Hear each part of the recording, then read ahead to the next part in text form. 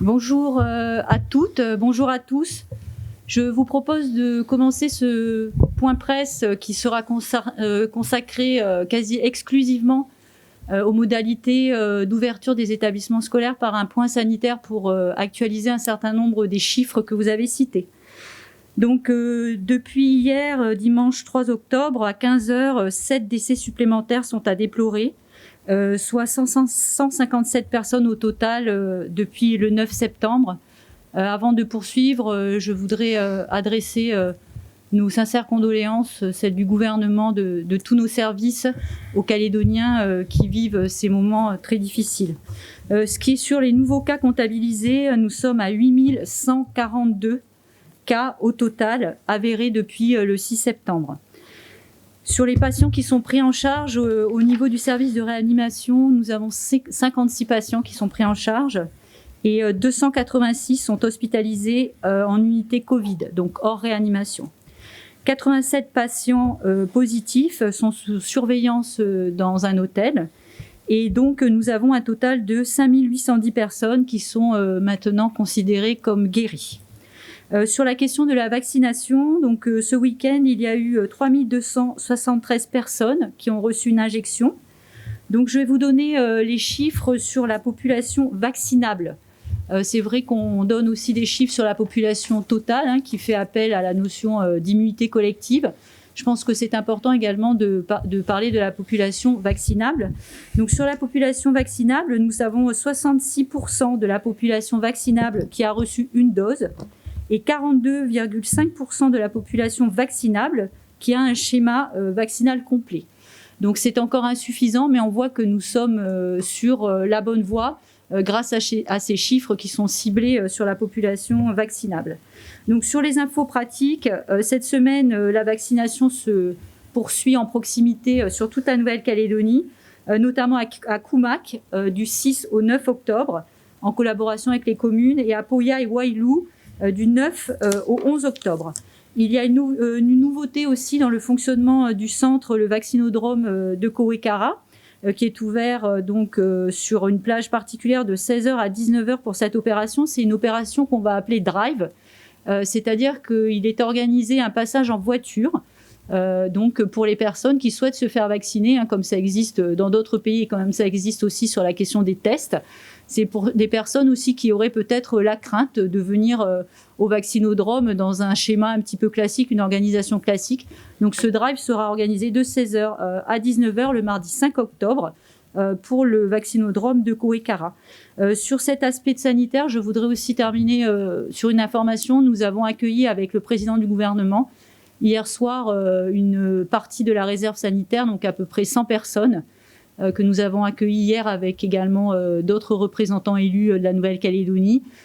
Donc pour évidemment leur souhaiter la bienvenue sur le territoire, même dans ces conditions difficiles, et les remercier au nom de cette solidarité nationale d'être venus en Nouvelle-Calédonie pour soutenir nos équipes. Donc aujourd'hui, ils sont en réunion de briefing et ils vont être ensuite dispatchés dès demain sur leurs affectations respectives, à la fois sur la Grande Terre, mais certains sont partis déjà aux îles dès ce matin.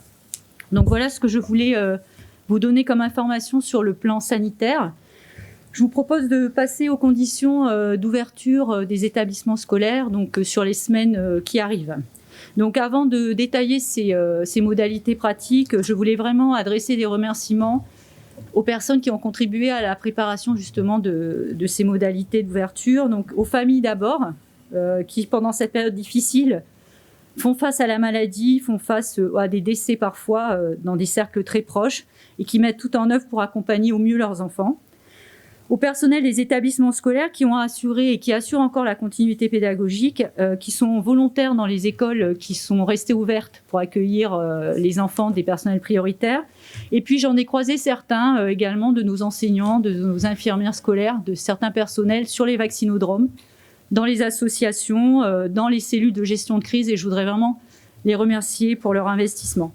Et puis je voudrais aussi remercier les partenaires, les syndicats, les provinces, les communes et les fédérations de parents d'élèves qui ont tenu avec nous de nombreuses réunions et qui ont collaboré bien sûr à cette expertise pour préparer la rentrée scolaire. Ce que je voulais rappeler, c'est que la Nouvelle-Calédonie a eu la chance de connaître une longue période sans Covid. Nous avons gagné du temps et dans le monde de l'enseignement, c'est quelque chose qui nous a servi évidemment pour préparer cette réouverture, puisqu'on peut s'appuyer aujourd'hui à la fois sur la vaccination, mais également sur les expériences et les protocoles qui ont été mis en place, que ce soit au niveau national, mais aussi dans d'autres pays sur lesquels nous avons également fait des recherches. Cette expérience, elle nous montre quand même un enseignement essentiel. Je pense qu'il ne faut pas l'oublier, c'est le rôle de l'école. Il est normal d'avoir des inquiétudes sur la réouverture des établissements scolaires. C'est un sujet très sensible dès que ça touche à nos enfants, à notre jeunesse.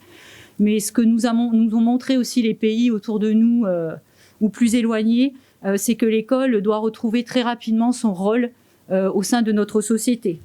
Donc à la fois sur l'apprentissage, à la fois sur le fait de retrouver des adultes référents, mais aussi d'accéder de manière très concrète à des services comme la cantine, puisque nous savons que certains enfants sont aussi en difficulté sociale et ont besoin de retrouver rapidement ce cadre.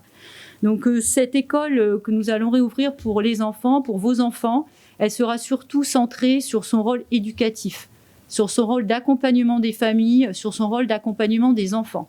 Vous verrez, on en reparlera un petit peu par la suite. On l'abordera également avec monsieur le vice-recteur sur la question des examens. Il y aura beaucoup, évidemment, moins d'attentes sur l'aspect pédagogique et des apprentissages. On sera vraiment sur la mise en œuvre des protocoles sanitaires et sur un retour à l'école en toute sécurité pour assurer les enfants et pour assurer les parents. Donc, je vais vous donner dans un premier temps les dates. Qui sont celles du calendrier qui s'ébauche pour nous. Et puis, je passerai la parole à monsieur le vice-recteur qui vous donnera des informations particulièrement sur le secondaire, puisque vous verrez que l'organisation est différente entre le secondaire et le primaire. Et puis, nous évoquerons la question du baccalauréat et du brevet notamment, qui commence à être dans tous les esprits vu les problématiques qui se profilent en cette fin d'année. Donc la réouverture, elle est donc calée pour correspondre aux grandes étapes du confinement et du confinement adapté. C'est-à-dire qu'à la fois là, on va avoir une semaine de confinement strict, on est dedans, et à partir du moment où on va commencer à adapter ce confinement, eh bien sûr l'école va suivre cette dynamique générale. Toutes les informations que je vais vous donner, vous allez voir, elles sont un petit peu nombreuses. Elles sont bien sûr sur les sites du gouvernement, des provinces, et elles seront aussi transmises par les établissements directement aux familles concernées. Il peut y avoir aussi une petite différence entre les provinces. Vous verrez que la province sud et la province nord ont plutôt un calendrier commun et que nous attendons encore des informations de la province des îles. La province des îles étant soumise à des contraintes davantage de transport pour faire revenir des enseignants ou des élèves aux îles ou pour les faire revenir sur la Grande Terre pour certains, et également avec des problématiques sanitaires. Par exemple, un de leurs internats a été mobilisé pour accueillir des patients Covid. Donc on voit que ces contraintes sont fortes et on est en attente de leur proposition de rentrée. Donc le calendrier général, c'est le suivant. Donc la semaine du 11 octobre sera celle de l'ouverture des collèges et des lycées. Le 11 octobre se déroulera la pré-rentrée des personnels et les élèves pourront rentrer dès le 11 au soir, donc c'est le lundi au soir, dans les internats, pour ensuite rentrer de manière progressive. Donc l'organisation, et on vous le détaillera, sera propre à chaque établissement, à la différence du primaire, en fonction des effectifs, des filières professionnelles, générales, techniques, mais aussi de la capacité d'accueil en internat. Donc la capacité d'accueil, elle sera adaptée dans chaque établissement aux contraintes sanitaires. Par exemple, on ne peut pas faire entrer de la même façon un petit collège de proximité avec 70 élèves et un de nos gros lycées comme Jules Garnier, comme la Pérouse ou Dikukewe avec des contraintes très fortes. Donc ce sera une rentrée progressive et adaptée. Il y aura donc aussi une poursuite de la continuité pédagogique. C'est-à-dire les élèves qui ne sont pas en classe à un moment donné parce que la capacité d'accueil est adaptée, eh bien, ils devront bénéficier en parallèle de la continuité pédagogique. Donc en ouvrant d'abord les collèges et les lycées, on a bien sûr une attention particulière pour les classes à examen, pour celles aussi, les élèves qui doivent être remplir leur formulaire de Parcoursup, parce que vous savez que c'est un enjeu également très important actuellement. On en a différé les dates, mais c'est en cours également pour nos élèves. Et puis bien sûr, dans cette première semaine du 11 octobre, là où la Nouvelle-Calédonie pourrait de manière progressive, être sur un confinement adapté, eh bien, on fait rentrer les élèves qui sont les plus âgés et qui sont les plus aptes à respecter, bien sûr, les gestes barrières, dont le port du masque. La semaine du 18 octobre sera celle de l'ouverture des écoles primaires de la section des petits au CM2. Donc la pré-rentrée des enseignants pour les primaires se fera dans la semaine du 11 en fonction des provinces. Donc si vous habitez la province sud, la rentrée sera progressive. Le lundi 18, ce sont les plus jeunes qui vont rentrer, les petits de maternelle, les CP et les CE1. Le mardi 19, ce sont les moyens et le CE2. Et le mercredi 20, ce sont les grands de maternelle, les CM1 et les CM2. Ça veut dire que le jeudi de la semaine du 18, eh bien, tous les niveaux seront rentrés et après cette rentrée progressive. Pour le Nord, c'est une organisation différente. Comme je vous le disais, on s'adapte aussi à la volonté des exécutifs provinciaux et à leurs contraintes. Donc pour le Nord, le lundi 18, ce sont les petits, les moyens, les grands et les CP qui rentreront. Et le mardi 19, on rentrera du CE1 au CM2. C'est une organisation différente. Et pour les îles, eh bien, l'organisation est en attente. Voilà pour cette rentrée. Le principe est notamment de faire rentrer les plus jeunes. C'est parce qu'on considère qu'ils mettent plus de temps à le faire rentrer le lundi. Dès le lundi, ils mettent plus de temps aussi à intégrer les règles sanitaires et les gestes barrières. Et donc, quand les petits rentreront, tous les enseignants de l'école seront là, même si ce n'est pas leur niveau qui est là à la rentrée. Ils seront là pour aider leurs collègues et prendre en charge les plus petits qui se présenteront à l'école. Bien sûr, pour que ce retour se fasse dans les meilleures conditions possibles, il va y avoir des protocoles très stricts qui seront appliqués. Donc, ils seront expliqués, bien sûr, aux parents dans les établissements. Ils sont sous la responsabilité des directrices, directeurs d'école et puis des responsables des établissements dans le secondaire qui ont été informés et qui sont formés progressivement dans les jours à venir sur ces protocoles sanitaires. Je vais vous en donner les grands axes parce qu'ils sont très complets. Ils seront disponibles également publics sur le site du gouvernement dans la semaine. Et bien sûr, les familles, les professionnels, les parents peuvent y avoir accès et le consulter en toute transparence. Donc en maternelle, le masque est obligatoire pour tous les adultes. Ce sera le cas de la maternelle jusqu'au lycée. Il n'est pas obligatoire pour les enfants. Et la classe sera fermée pour 7 jours dès le premier cas confirmé chez les élèves. Donc vous voyez qu'on est dans une démarche extrêmement stricte qui a été appliquée dans le même cadre, notamment en métropole. Du CP au CM2, le masque est obligatoire pour tous. Donc à partir de 6 ans, le masque est obligatoire pour tous les élèves. Donc de CP au CM2, il est obligatoire pour tous les adultes et tous les enfants, en classe et à l'extérieur. La classe sera fermée pour 7 jours à partir de 3 cas confirmés chez les élèves. Donc pourquoi 3 cas ? Parce qu'on considère qu'à partir du moment où les élèves portent un masque, c'est une situation différente au niveau sanitaire avec les plus petits qui sont en maternelle et qui n'en portent pas. Au collège et au lycée, le protocole est assez proche. Le masque est obligatoire pour tous, en intérieur et en extérieur. La classe sera fermée pour 7 jours à partir de 3 cas confirmés chez les élèves. Nous allons également remettre en place tout ce que vous avez vu dans nos établissements précédemment, les sens de circulation, les récréations alternées et un protocole particulier à la fois pour l'internat et pour la récréation. Bien sûr, toutes les activités en extérieur, c'est ce que nous conseillons à nos équipes, sont privilégiées dès que c'est possible. Certains lieux d'enseignement supérieur comme l'université vont avoir leur propre calendrier et leur propre protocole. Je voudrais préciser, parce qu'on nous pose souvent la question de l'utilisation des masques pour les plus petits, c'est un sujet qui n'est pas évident. Donc, bien sûr, il y a aussi des dérogations médicales pour les enfants, notamment en situation de handicap, qui ne peuvent pas porter de masque. Et nous avons prévu des masques inclusifs avec une fenêtre transparente pour certaines classes, notamment pour les enfants malentendants, pour leurs enseignants et pour les enfants. Pour finir sur cet aspect sanitaire, il y a 2 éléments importants dans cette démarche, je voudrais les rappeler aujourd'hui. C'est bien sûr la vaccination et la question des tests. Donc sur la vaccination, je dirais rien de nouveau. Nous conseillons à tous nos personnels, qu'ils soient enseignants ou non dans nos établissements, s'ils ne sont pas encore vaccinés, de se vacciner. Cette vaccination, ce sera une garantie supplémentaire et évidente du bon fonctionnement de nos établissements publics. Pour les enfants de plus de 12 ans, c'est également important. Elle n'est évidemment pas obligatoire, la vaccination, pour venir en classe. Et d'ailleurs, le pass sanitaire, par exemple, quand il se mettra en place, ce sera comme en métropole. Il n'est pas appliqué dans les établissements. Par contre, c'est une sécurité supplémentaire pour soi, pour le retour en classe et également pour un retour à la vie normale progressive avec les activités du quotidien. Sur la question des tests, il y a un élément important. Pour compléter ces protocoles dans les établissements scolaires, tous les spécialistes nous conseillent de tester de manière massive. Donc il faut faire beaucoup de tests pour essayer de également donc faire des tests pour que les enfants qui soient positifs soient signalés, car ils sont asymptomatiques à peu près jusqu'à l'âge de 12 ans. Donc c'est difficile de voir les symptômes des enfants à leur arrivée à l'école ou pendant la journée de classe. Donc nous allons proposer des autotests. Comme ça se fait également dans d'autres territoires d'outre-mer. Donc avant la rentrée et juste à la rentrée, en fonction de l'âge des enfants, nous allons distribuer bien sûr gratuitement des autotests. Ils ne sont pas obligatoires, mais on demande aux parents, on leur conseille le soir de faire ce test à leur enfant et évidemment s'il est positif, de ne pas le ramener à l'école et de prévenir l'établissement scolaire. Donc ces tests, ils sont importants, c'est une garantie supplémentaire. Ils peuvent être faits dès la maternelle, on va communiquer sur la manière de les faire, ils sont assez faciles à réaliser, il n'y a pas de crainte dessus, ça n'a rien à voir avec le test qu'on nous fait de manière générale et que vous avez pu peut-être réaliser en tant qu'adulte.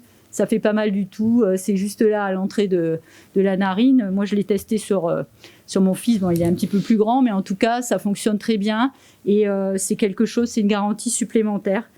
Pour pouvoir donc éviter qu'il y ait des cas positifs chez nos élèves qui prennent l'école par exemple le lundi. L'idée ce serait par exemple de partir avec son test le vendredi, de le faire à la maison le dimanche soir et de se signaler à son établissement si on est positif. Et en fonction des tests disponibles, c'est des tests qui nous sont envoyés dans le cadre du matériel qui nous arrive, qui est envoyé par l'État, eh bien il pourrait y avoir une proposition de le faire chaque semaine justement pour avoir une garantie supplémentaire avant le retour en classe. Sur la question des crèches, elles vont réouvrir dès le 11 octobre si le confinement adapté se met en œuvre et elles auront des protocoles très spécifiques qui se rapprochent de ceux de la maternelle. On est un peu sur le même public. Donc je vous invite, si vous avez un enfant en crèche, à contacter la crèche de votre enfant et elles vous donneront toutes les informations pratiques sur le sujet. Donc comme vous l'avez constaté, les conditions d'ouverture sont très strictes. L'objectif, c'est de faire de l'école le lieu le plus sécurisé possible en cette période d'épidémie. Donc, chers parents, chers personnels de nos établissements, j'imagine tout de même votre inquiétude, elle est normale et nous allons devoir relever ce défi ensemble. Nous allons connaître ce que d'autres ont vécu avant nous et ils ont su trouver leurs solutions et nous allons trouver les nôtres et je suis persuadée qu'en étant solidaires, les familles, les personnels, les institutions, nous allons permettre rapidement à nos enfants de retrouver une vie normale et de se retrouver à l'école avec leurs camarades, leurs professeurs, notamment pour nos élèves qui ont le plus besoin, nos élèves les plus fragiles. Monsieur le vice-recteur, sur la question de la réouverture du secondaire et des examens. Très bien. Écoutez, peut-être aussi pour dire que la priorité des priorités sera pour nous la sécurité sanitaire et donc une réouverture des établissements scolaires dans le strict respect du protocole. En effet, dans ce contexte de crise, comme vous l'avez rappelé, nous nous devons d'offrir à tous les élèves un cadre sécurisant et protecteur, indispensable à leur épanouissement et à la poursuite des apprentissages. Alors, à partir de lundi soir, les internes seront accueillis et dès mardi, les cours reprendront selon des organisations adaptées et spécifiques à chaque établissement scolaire, de sorte que partout, on puisse respecter strictement le protocole sanitaire. Vous l'imaginez volontiers, vous en faisiez part tout à l'heure, Madame Chamorro, les contraintes et les solutions trouvées ne peuvent pas être les mêmes dans un lycée général et technologique de 2000 élèves, dans un lycée professionnel où les classes sont pour une grande partie de l'emploi du temps à effectif réduit, ou encore dans un collège de brousse avec 120 élèves. Aussi, chaque établissement a élaboré un plan particulier de mesures sanitaires, et cela d'ailleurs dès le mois d'avril dernier, et il a donc arrêté l'organisation et le fonctionnement qui seront les siens afin de respecter les gestes barrières dont on rappelle toute l'importance, lavage de mains, port du masque, aération des locaux et respect de la distanciation physique. Donc une organisation et un fonctionnement qui tiennent compte de ces particularités, de la configuration de ces locaux, de ces effectifs, du service de demi-pension et de l'internat. Je le dis très clairement, le protocole sanitaire est exigeant et il s'impose à nous. Il entraînera des modifications par rapport à la période que nous avons connue avant le confinement. La principale des modifications sera une limitation de la capacité d'accueil, notamment pour respecter la distanciation physique dans les salles de classe, à la demi-pension ou les règles sanitaires qui s'imposeront à l'internat. Ainsi, de nombreux établissements secondaires, mais pas tous, seront contraints de fonctionner par groupes alternés. Chaque classe sera divisée en 2 groupes, l'un qui suivra les enseignements en présentiel et l'autre un enseignement à distance.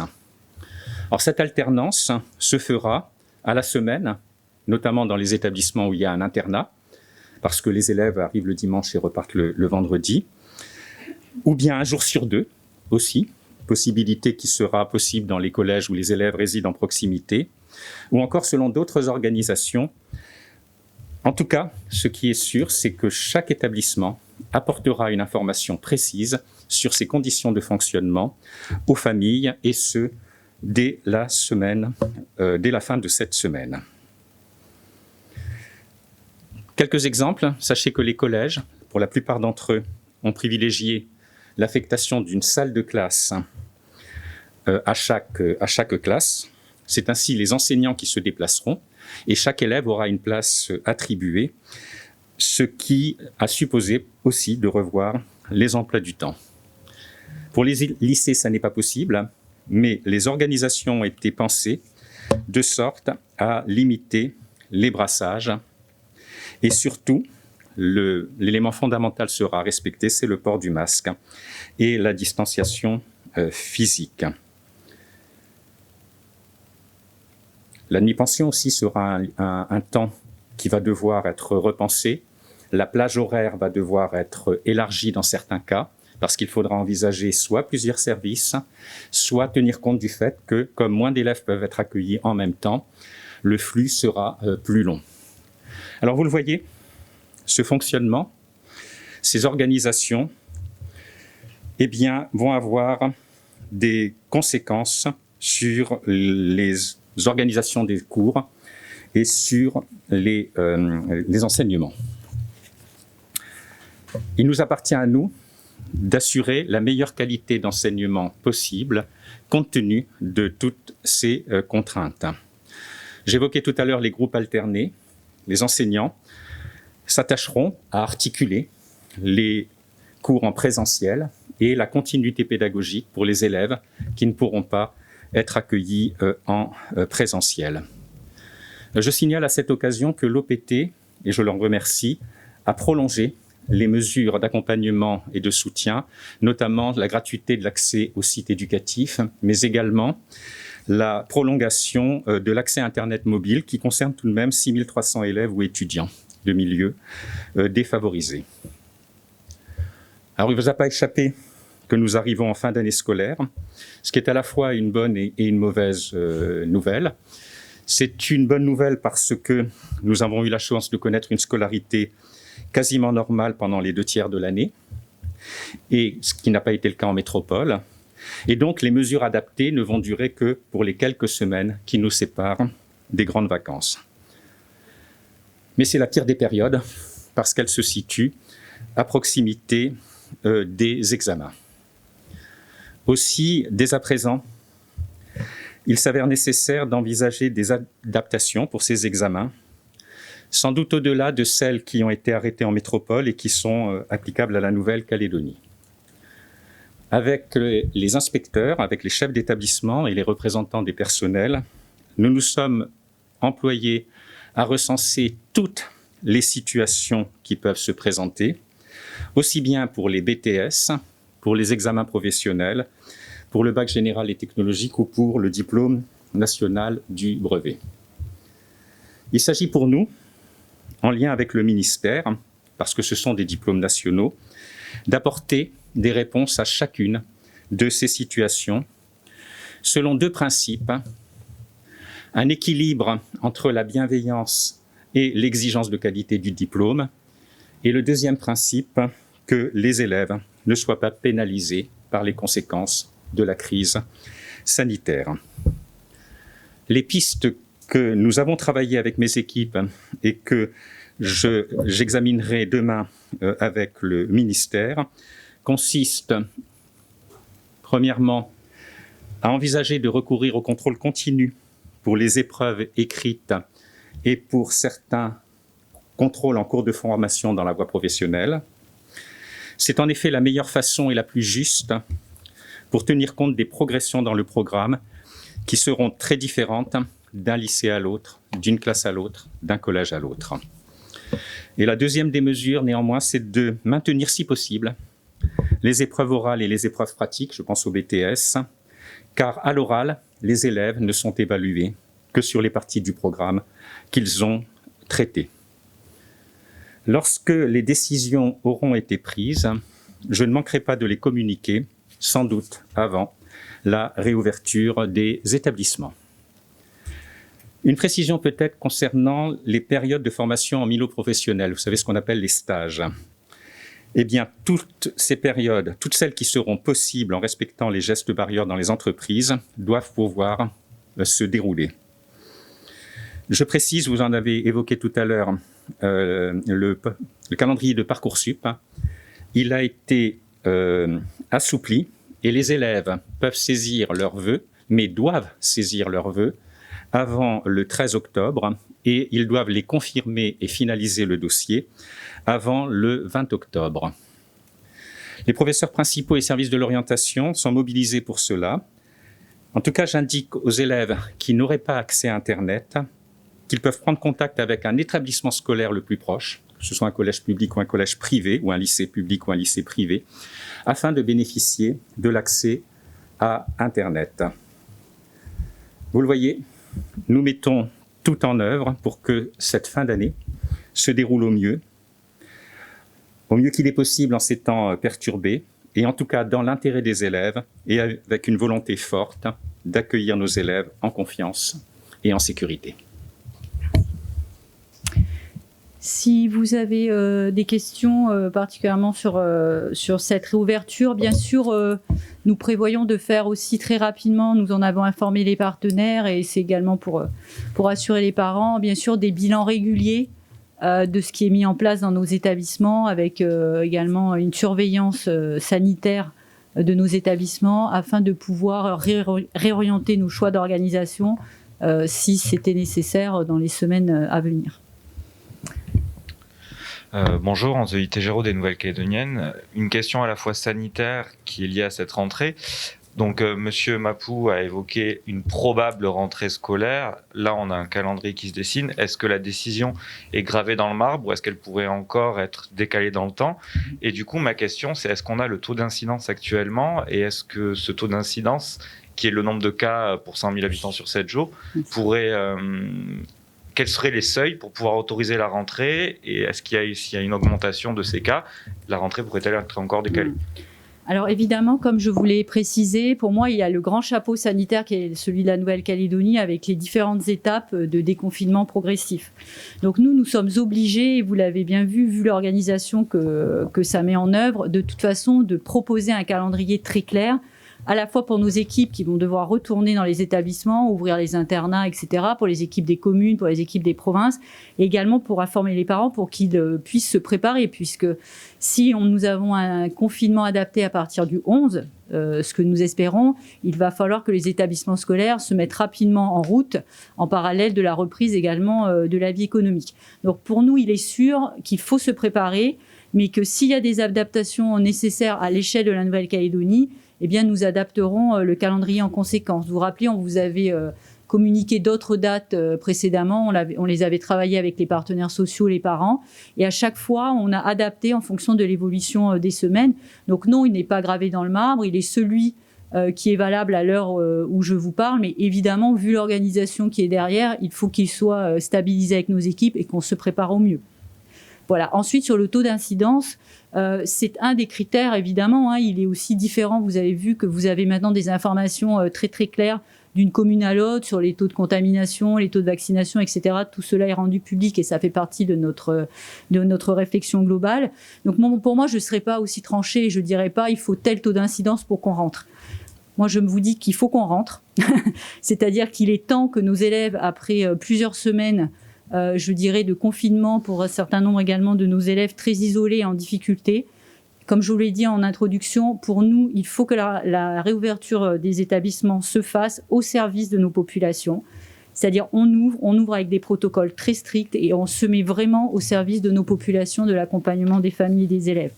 Évidemment, si la situation devenait plus compliquée, ce ne serait pas le cas. Mais vous avez vu qu'en métropole, on est sur des taux d'incidence de 150, de 50 en fonction des départements, mais que les écoles ont ouvert il y a bien longtemps dans des conditions différentes et adaptées. Bonjour, Morgane Boucher, Radio Rythme Bleu. Je voulais savoir si vous aviez le chiffre de la vaccination pour les personnels éducatifs et peut-être pour les élèves aussi. Alors, c'est des chiffres qui sont assez compliqués à collecter. Donc, sur la tranche, alors, je ne les ai pas là avec moi, mais je voulais dire de mémoire, en tout cas, sur les 12-15 ans, puisqu'après, on a une tranche qui est moins détaillée, qui va de 16 à 40 ou 49 ans, je crois, au niveau de nos vaccinations. Donc, les chiffres que j'ai, c'est que 36% des 12-15 ans ont reçu une première dose, mais ce sont des chiffres qui datent d'à peu près 15 jours, donc j'espère qu'ils ont un petit peu évolué. Et puis 12% qui ont reçu une dose. Donc là, on est sur les 12-15 ans. Alors la question de la vaccination des plus jeunes, bien sûr, elle est optionnelle par rapport au caractère obligatoire pour le reste de la population. Elle sera importante quand même dans la vie de nos établissements. Hein. Je pense qu'elle participera à un meilleur fonctionnement de nos établissements et une meilleure sécurité sanitaire. Mais je pense qu'il faudra aussi faire de la pédagogie, de l'information auprès des plus jeunes, pour pouvoir en parler avec eux et voir quel est le choix de leurs parents. Mais voici les chiffres. Sur les personnels, donc c'est assez compliqué également parce que nous avons procédé par sondage. Nous ne pouvons pas avoir officiellement le caractère vaccinal de chacun de nos agents. Donc on estime qu'on est à peu près sur 60 à 65% de nos enseignants vaccinés par rapport, je vous le dis, à des sondages partiels qui nous sont remontés. Et il y a un petit peu moins de vaccination sur les personnels communaux. Donc c'est ce que nous avons travaillé aussi avec les maires pour que puissent entrer le mieux en fonction les cantines et les garderies. Voilà. Donc on espère aussi qu'à la réouverture des établissements, il y ait aussi une responsabilisation des agents concernés par rapport à leur service, leur mission de service public auprès de nos élèves. Anthony, des nouvelles. En ce qui concerne les éventuelles fermetures de classe lorsqu'il y a des cas détectés, est-ce qu'il s'agit d'un cas, que ce soit le professeur ou les élèves, ou est-ce que le professeur est intégré dans la détection des cas? Qu'est-ce qui se passe si un professeur, notamment peut-être dans les écoles où il n'y a pas beaucoup de professeurs par classe, comment ça se passe? Est-ce que vous pouvez nous expliquer le processus? Alors en tout cas, on a travaillé avec les provinces, notamment sur la question des remplaçants. Donc pour pouvoir avoir aussi des remplaçants, je reviendrai à ce qui est un cas également positif, parce qu'on a des cas positifs et après on a une recherche également de personnes contact à risque, comme en milieu professionnel ou autre. Pour les maternelles, nous fermons donc les classes à un seul cas, puisque les enfants ne portent pas de masque. L'enseignant normalement n'est pas concerné s'il porte correctement son masque. Il n'est pas le contact à risque d'un enfant qui a pu être malade.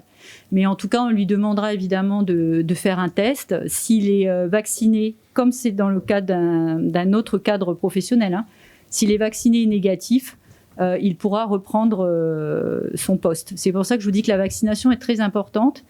Parce que chez les adultes, il y a une distinction entre eux, mais c'est la même chose dans un autre milieu professionnel, c'est la même chose pour chacun d'entre nous. Il y a une différence entre quelqu'un qui est personne contact à risque, si elle est négative, si elle est vaccinée ou pas, en fonction du test qu'elle fera. Si elle est négative, elle peut reprendre son travail, ce qui sera la même chose dans nos établissements scolaires. Donc le critère vaccination pour les adultes est très important pour notre fonctionnement. Après, une classe peut être fermée et donc un enseignant qui n'est pas positif peut très bien prendre une autre classe en charge, même si ses élèves sont en isolement à la maison ou sur une classe fermée de 7 jours. Alors c'est un peu complexe, c'est pour ça que je vous disais que les protocoles seront bien sûr disponibles et publics parce qu'ils sont quand même bien adaptés en fonction de l'âge des enfants et vous verrez qu'ils sont quand même assez complets pour essayer bien sûr de répondre à toutes les questions qui pourraient se poser. Oui, bonjour, Caroline Antich-Martin de Nouvelle-Calédonie la Première. On le sait, des parents sont très inquiets à l'idée de renvoyer leurs enfants à l'école. Certains même refuseront sans doute de le faire. Quelles sont les mesures envisagées dans un tel cas? Qu'est-ce que risquent les familles? Alors les familles ne risquent rien, c'est-à-dire comme on le disait avec monsieur le vice-recteur, on est vraiment dans cette approche dans les 15 jours à venir. Bien sûr que nous conseillons aux parents de faire reprendre le plus rapidement possible une vie, je dirais, classique à leur enfant dans un milieu qu'il connaît bien avec ses camarades, ses enseignants, etc. Maintenant, il y aura une tolérance sur l'absentéisme, comme ça s'est fait précédemment lors des précédentes reprises. Vous vous rappelez quand on avait repris après les confinements. Bien sûr, il y a une tolérance sur l'absentéisme. L'idée dans ces 15 premiers jours, c'est de faire beaucoup de pédagogie. Il y aura beaucoup de supports aussi qui seront mis à disposition des élèves et des parents, c'est-à-dire, on pourra d'ailleurs vous les communiquer, des petites vidéos adaptées à chaque âge qui expliquent comment va se passer le retour à l'école pour pouvoir en discuter avec son enseignant, mais aussi beaucoup de petits supports papier pour que les parents, par exemple, s'ils font un test et que l'enfant est positif à la maison, que dois-je faire ? Donc avec tout le petit déroulement, je dois faire un autre test, appeler un médecin, etc. Ce que je voudrais dire, c'est que, en tout cas, il ne faut pas minimiser aussi les choses quand un enfant est malade. C'est pas parce qu'il est petit, en pleine forme, etc. C'est-à-dire qu'à partir du moment où un enfant est positif, il doit également consulter un médecin et bien sûr avant son retour à l'école. Donc il y aura beaucoup de communication, elle sera en plusieurs phases pour vraiment expliquer aux familles quelle est la conduite qu'ils ont à tenir dans les différents cas. Donc bien sûr au début il y aura cette tolérance pour les familles qui ont des appréhensions. Je pense que les parents vont attendre aussi pour certains de voir un petit peu comment ça va se passer et on espère revoir leur enfant rapidement à l'école. Vous évoquez éventuellement la distribution d'autotests. Là, on voit que le masque devient obligatoire sur des enfants. Est-ce que c'est à la charge des parents de fournir les masques? Est-ce que l'école en fournira pour les familles qui peut-être n'auraient pas forcément les moyens? Est-ce qu'il y a des dispositifs qui sont prévus? Comment ça va s'organiser? Alors de manière générale, sur la question du masque, pour les adultes, ce sont les employeurs qui sont tenus de les fournir, que ce soit les communes, les provinces ou nous, la Nouvelle-Calédonie. Nous avions déjà prévu des stocks qui sont pour la plupart livrés dans les établissements, qu'on va compléter si besoin. Pour les enfants, c'est à la charge des familles, puisque la collectivité ne peut pas fournir autant de masques nécessaires jusqu'à la fin de l'année. Par contre, dans chaque établissement, comme ça s'est fait pour les précédentes réouvertures, il y aura un stock de masques qui sera dédié bien sûr à dépanner les enfants qui arrivent à l'école sans masque. Les familles qui ont des problématiques sociales pourront aussi en faire part au directeur de l'établissement, notamment pour les petits, pour avoir aussi une aide si c'est nécessaire. Et certaines provinces, dont la province sud qui a déjà officialisé en tout cas cette volonté, auront une attention très particulière pour les familles d'enfants boursiers, pour qu'au moins à la rentrée, il y ait aussi des distributions qui soient faites dans les établissements. Nous avons aussi été très vigilants pour savoir s'il y avait des petits masques disponibles en Nouvelle-Calédonie. Donc on a contacté un certain nombre de fournisseurs. Il y a des stocks actuellement disponibles dans les pharmacies, mais aussi en fabrication locale, de masques pour les plus petits qui ne peuvent pas porter un masque classique. Donc voilà, ces côtés opérationnels ont été bien anticipés. Sur la question des autotests, ils sont complètement gratuits. Ils seront mis à la disposition progressivement des familles avec des petits kits d'explication. Comme je vous le disais, on conseille de le faire. On demande aux familles de le faire parce que c'est vraiment un filet de sécurité supplémentaire. Mais je dirais même pour la famille, c'est important de savoir si son enfant qui est asymptomatique est malade ou pas par rapport même à sa situation familiale.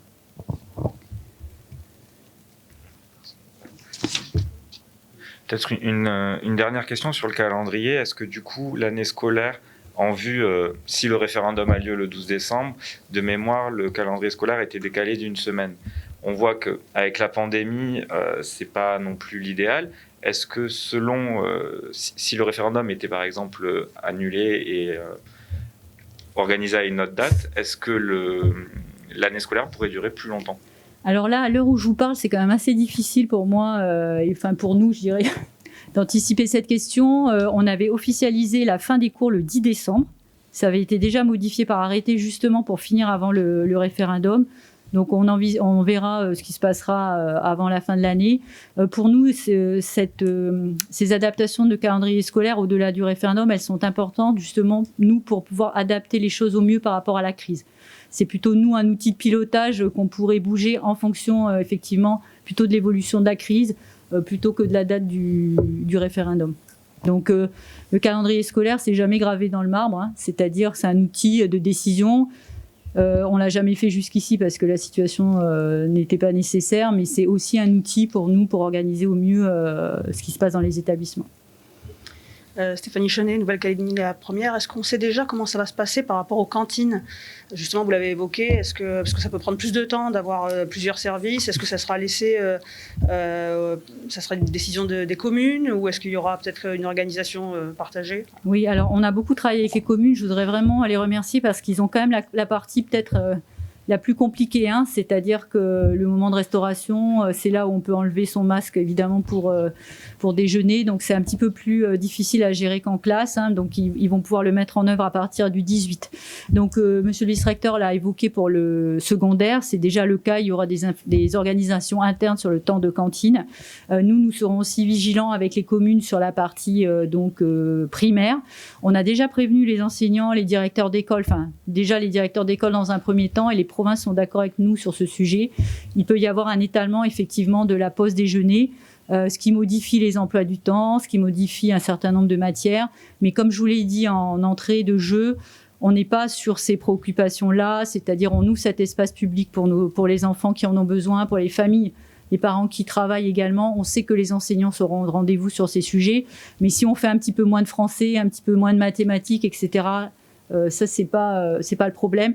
Par contre, je voulais vous dire que sur les classes de CP notamment, les classes de CM2, on aura quand même des attentions très particulières qui vont aller jusqu'à la rentrée 2022, parce qu'en CP, c'est quand même à la période où on est censé terminer son apprentissage de la lecture. Donc, on sera aussi très vigilant pour les enfants de CP, pour les accompagner au mieux dès la rentrée prochaine, si des soucis se révélaient en fin d'année.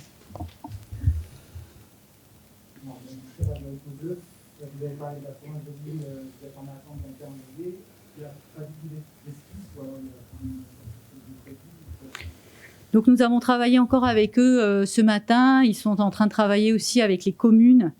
On attend, ils ne nous ont pas donné d'indication pour l'instant. Ils sont en train de finaliser leurs travaux, en sachant que c'est quand même la province qui est sous le plus de contraintes, évidemment, celle du transport. De faire, comme je vous le disais, revenir les élèves qui sont sur la Grande Terre ou qui doivent parvenir sur la Grande Terre, et même d'une île à l'autre, c'est-à-dire de faire revenir par exemple nos élèves sur le lycée des îles. Donc là, on leur laisse quand même un petit peu plus de temps pour qu'ils puissent se réorganiser, en sachant que partout où les élèves ne seront pas rentrés, la continuité pédagogique va se remettre en œuvre, puisqu'on sera sorti de la période de vacances officielle à partir du 11.